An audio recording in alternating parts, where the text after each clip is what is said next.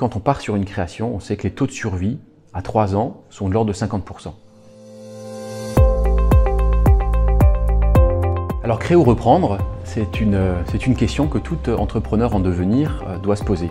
Avant tout, je suis un fan invétéré de l'entrepreneuriat et la création, c'est un parcours qui est exceptionnel et je ne peux que le conseiller si on en a les moyens. Il existe cependant 3 principaux facteurs qui diffèrent la création de la reprise.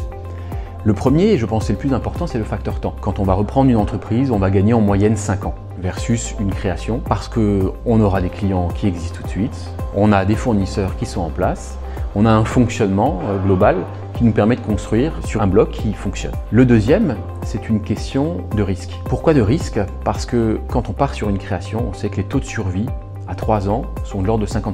Sur une reprise, ces taux de survie dépassent les 90% pour les raisons que je viens de citer. On n'a pas de doute sur le premier euro de chiffre d'affaires parce que l'entreprise est déjà en fonction.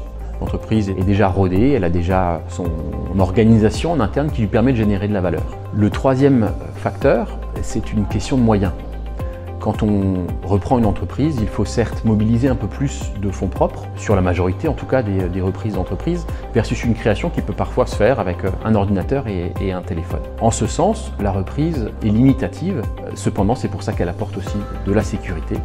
On achète quelque chose qui a de la valeur, parce que ce quelque chose génère de la valeur, génère une rentabilité, a créé un fonctionnement qui permet finalement la pérennité de sa structure.